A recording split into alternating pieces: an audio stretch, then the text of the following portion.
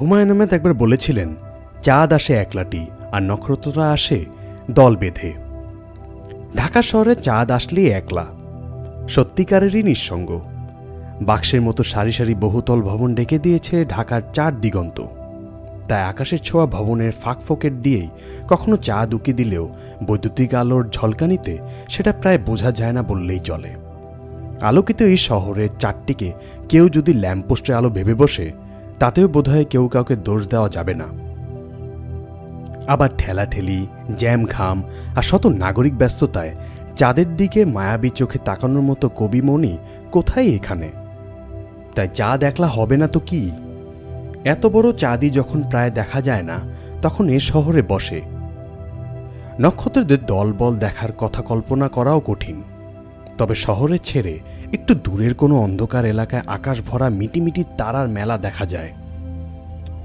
আকাশের কোটি কোটি তারার ঘূর্ণিপাকের ভেতর ভেসে বেড়াচ্ছে আমাদের পৃথিবী। আর তারাদের বিস্তার যে কত বড় তা চর্মচক্ষে কল্পনাও করা যায় না। কোনো গ্রামের রাতে খোলা মেঘমুক্ত আকাশে তাকালে আকাশের এক প্রান্ত থেকে আরেক প্রান্ত পর্যন্ত ছড়িয়ে ছিটিয়ে থাকা ফোটা ফোটা আলোকিত সাদার মেঘের মতো দেখতে পাওয়া যায়। এটি আসলে আমাদের ছায়াপথ আকাশগঙ্গার একটি অংশ। আকাশগঙ্গা মানে আকাশের নদী।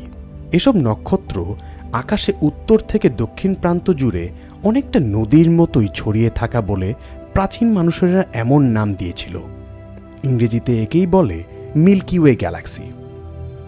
প্রাচীন বর্ষে যেটা আকাশের নদীর মতো মনে হতো, ইউরোপিয়ানদের কাছে সেটি মনে হয়েছিল আকাশ জুড়ে ছড়িয়ে থাকা দুধ। সে কারণে মিল্কি ওয়ে বা দুধেলো বৃত্তপথ নাম দিয়েছিল ইউরোপের প্রাচীন মানুষেরা। অবশ্য এ নামের পেছনে মজার এক গল্প পাওয়া যায় গ্রিক পুরাণে। যারা আগ্রহী আছেন সেটি দেখে পড়তে পারেন। আজ আমরা যাত্রা শুরু করতে চলেছি এক বিস্ময়কর মহাজগতে, যেখানে আমাদের পরিচিত পৃথিবী শুধু একটি ছোট্ট বিন্দু মাত্র। চাঁদের একাকৃত থেকে শুরু করে আকাশে ছড়িয়ে ছিটিয়ে থাকা কোটি কোটি নক্ষত্রের গল্প, ছায়াপথের সর্পিল বাহু, মিল্কি ওয়ে গ্যালাক্সির অসীম বিস্তার এবং আরও দূরের গ্যালাক্সির রহস্য, সবকিছুই আমরা আজ উন্মোচন করব। এই যাত্রায় আপনাদের চোখ খুলবে আরও দূরের গ্যালাক্সির রহস্য। সবকিছু আমরা আজ উন্মোচন করব।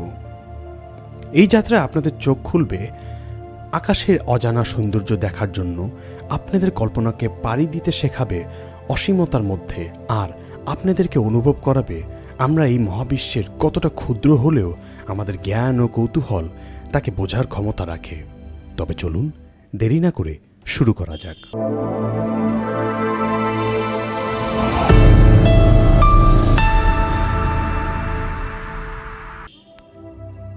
খালি চোখে মিল্কি ওয়ে গ্যালাক্সির খুব সামান্য অংশই দেখতে পাই আমরা। অন্ধকার রাতে আপনি যতই চেষ্টা করুন না কেন, আমাদের ছায়াপথের পুরোটা দেখতে পাবেন না, কারণ আমরা এই ছায়াপথের ভেতর বাস করি। প্রাচীন প্রবাদ আছে, ফলের ভেতরে থাকা পোকা গোটা ফল চিনতে বা দেখতে পায় না।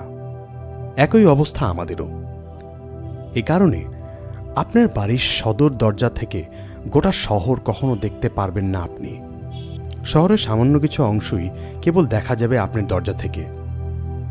তবে কোনোভাবে যদি মিল্কি ওয়ে ছায়াপথটাকে ওপার থেকে দেখতে পেতেন, যাকে বলে বার্ড আই ভিউ, তাহলে দারুণ রোমাঞ্চকর ব্যাপার হতো সেটা।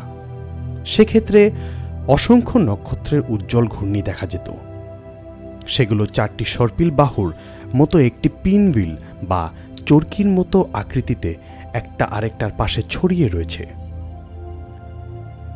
এরকম মোচল খাওয়া বা সর্পিল একটি বাহুর ভেতরের প্রান্তে আমাদের পৃথিবী বা সৌরজগতের অবস্থান।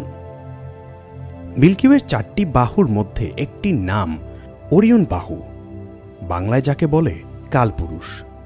এখানেই অবস্থিত আমাদের সূর্য। ছায়াপথের মধ্যভাগের কেন্দ্র এবং বাইরের পরিধি সীমানা বিবেচনা করলে কেন্দ্র থেকে এই সীমানা 2/3 দূরত্ব অবস্থান করছে সূর্য। ছায়াপথের কেন্দ্র থেকে সূর্যের দূরত্ব প্রায় 30,000 আলোকবর্ষ। মিল্কি ওয়ের কোটি কোটি ঘূর্ণিমান নক্ষত্রের মধ্যে সূর্যও একটি। সায়েন্স ফিকশন মুভিতে দেখানো কাল্পনিক স্টারশিপ নিয়ে যদি আপনি পুরো ছায়াপথটি ঘুরে আসতে চান, তাহলে আপনার দরকার হবে অতি দ্রুত গতির একটি নভোযান। আমাদের বর্তমানে প্রচলিত রকেটের গতি হলে চলবে না, সেই নভোযানটির অত্যন্ত আলোর বেগে চলার ক্ষমতা থাকতে হবে। অবশ্য এই গতি অর্জন করা আমাদের পক্ষে আদৌ সম্ভব কিনা তা কেউ জানে না। আলোর বেগে চললে আপনি মাত্র একটি সেকেন্ড প্রায় 3 লাখ কিলোমিটার পথ পাড়ি দিতে পারবেন। তাহলে মাত্র 1 সেকেন্ড পৃথিবীর চারপাশে ঘুরে আসতে পারবেন 7 বার। চাঁদে গিয়ে সেখান থেকে ফিরে নিজের বাসায় ফিরতে আসতে পারবেন মাত্র 1.5 সেকেন্ড, আর মাত্র 20 মিনিটে ঘুরে আসতে পারবেন মঙ্গল গ্রহ থেকে। সূর্যের সবচেয়ে কাছের নক্ষত্রটির নাম প্রক্সিমা সেন্টরি। আলোর গতিতে চললে প্রতিবেশী নক্ষত্রে পৌঁছাতে সময় লাগবে প্রায় 4000 বছরেরও কিছুটা বেশি। তবে বর্তমানে আমাদের সর্বোচ্চ গতির জেট বিমান যদি সেখানে যেতে চান তাহলে সময় লাগবে 5 লক্ষ বছর, আর বাংলাদেশ বিমানে গেলে লাগবে তার চেয়েও বেশি। এখন নিজেই সিদ্ধান্ত নিন কিসে চড়ে যাবেন আপনি। অবশ্য অবিশ্বাস্য আলোর গতির কোনো নভোযান যদি কখনো আমাদের হাতে চলে আসে তাহলেও পৃথিবীর থেকে আমাদের ছায়াপথের কেন্দ্র যেতে চাইলেও একটু ভাবনা চিন্তা করে নেওয়া ভালো, কারণ সেটা যেতে আপনার পাক্কা 30,000 বছর লাগবে। আর মিল্কি ওয়ের ছায়াপথের এক প্রান্ত থেকে আরেক প্রান্ত যদি যেতে চান তাহলে আপনার সময় লাগবে 1 লাখ বছর, কারণ আমাদের গ্যালাক্সির এ প্রান্ত থেকে ও প্রান্তর দূরত্ব 1 লাখ আলোকবর্ষ, অর্থাৎ আলোর 1 বছর যতটুকু পথ পাড়ি দেয় তাকে বলে 1 আলোকবর্ষ, যার মানে মিল্কি ওয়ে গ্যালাক্সির ব্যাস 1 লাখ আলোকবর্ষ। আমাদের সূর্য ও ছায়াপথের কেন্দ্রের চারপাশে ঘুরছে, তার সঙ্গে ঘুরছে গোটা সৌরজগৎ সহ আমরাও। হিসাবে দেখা গেছে সূর্য সেকেন্ডে 230 কিলোমিটার বেগে ঘুরছে। মিল্কি ওয়ে গ্যালাক্সির চারপাশে এক চক্কর ঘুরতে আসতে সূর্যের সময় লাগে প্রায় 22 থেকে 25 কোটি বছর। এ সময়কে তাই বলা হয় কসমিক ইয়ার বা মহাজাগতিক বর্ষ। এবার আসি মিল্কি ওয়ে গ্যালাক্সির প্রতিবেশী ছায়াপথের কাছে, যার নাম অ্যান্ড্রোমিডা। আমাদের পৃথিবী থেকে তার দূরত্ব 25 লক্ষ আলোকবর্ষ, অর্থাৎ সেখানে আলোর গতিতে গেলেও 25 লক্ষ বছর সময় লাগবে। এখন আরও দূরের ছায়াপথগুলো আমাদের কাছ থেকে কতটা দূরে থাকতে পারে তা নিশ্চয়ই কিছুটা আন্দাজ করতে পারছেন। বিজ্ঞানীদের অনুমান আমাদের মিল্কি ওয়ে ছায়াপথ মোটামুটি 30,000 কোটি নক্ষত্র আছে। সংখ্যাটি কতটা বিশাল তা কি কল্পনা করতে পারছেন? আপনাকে একটু সাহায্য করি। সাগর সৈকতের বালুকণার সঙ্গে তুলনা করে সংখ্যাটি কিছুটা বুঝতে পারবেন। ধরা যাক প্রতিটি বালুর কণা হলো এক একটি নক্ষত্র। আপনি যদি এক মুঠো বালু সৈকত থেকে তুলে নেন তাহলে সেখান থেকে 1000 থেকে প্রায় লাখখানেক বালুকণা আছে বলে মনে ধরে দেওয়া যায়। তাহলে এই সংখ্যক নক্ষত্রই আসলেই আপনি অন্ধকার রাতে খালি চোখে দেখতে পাবেন। কিন্তু এই ছায়াপথের মোট নক্ষত্র সংখ্যার খুব সামান্য অংশ হবে সেটা। রাস্তার বালু বয়ে নিয়ে যাওয়া ড্যাম ট্রাক তো নিশ্চয়ই দেখেছেন। একটা প্রমাণ সাইজের ড্যাম ট্রাকে যে পরিমাণ বালুকণা থাকে তার পরিমাণ হতে পারে মিল্কি ওয়ে গ্যালাক্সিতে থাকা মোট নক্ষত্রের সংখ্যা, অর্থাৎ 30,000 কোটি। বিষয়ের ব্যাপার হলো মহাবিশ্বের শুধু মিল্কি ওয়ে গ্যালাক্সি একমাত্র ছায়াপথ নয়, এরকম আরও লাখো কোটি ছায়াপথ রয়েছে। সেসবের অসংখ্য এখনও আমাদের কাছে অজানা।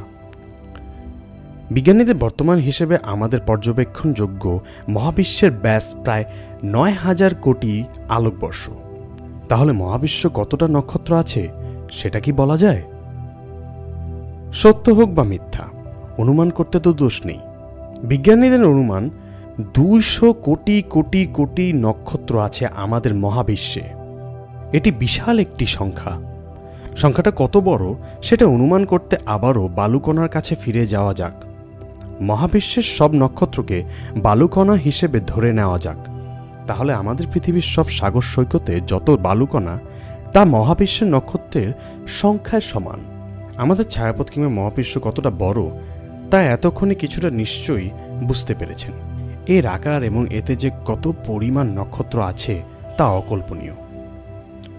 এই সত্যটা জেনে নিজেকে অতি ক্ষুদ্র আর তুচ্ছ মনে হতেই পারে, তবে একটা কথা মনে রাখবেন, আমরা মহাবিশ্বের তুলনায় অতি ক্ষুদ্র হতে পারি, কিন্তু সমস্ত প্রাণীকুল একমাত্র আমরাই বুঝি ও জানি মহাবিশ্বে আমাদের অবস্থান কোথায় এবং কেমন। তাই নিজেকে তুচ্ছ ভেবে মন খারাপ করার কোনো কারণ নেই। যতই আমরা মহাবিশ্বের বিস্তৃতি, কোটি কোটি নক্ষত্র এবং অসংখ্য অজানা গ্যালাক্সি কথা ভাবি, নিজেকে ক্ষুদ্র মনে হওয়া স্বাভাবিক। কিন্তু মনে রাখবেন, যত ক্ষুদ্রই হোক না কেন, আমরা একমাত্র প্রাণী যারা জানি, বুঝি এবং অনুভব করি আমাদের অবস্থান। এটাই আমাদের সবচেয়ে বড় শক্তি, এটাই আমাদের বিশেষত্ব। ভিডিওটি ভালো লাগলে অবশ্যই লাইক, কমেন্ট এবং শেয়ার করুন, এবং নিয়মিত আপডেটস পেতে আমাদের চ্যানেলটি সাবস্ক্রাইব করুন এবং পাশে থাকা বেল আইকনটি প্রেস করুন। ধন্যবাদ।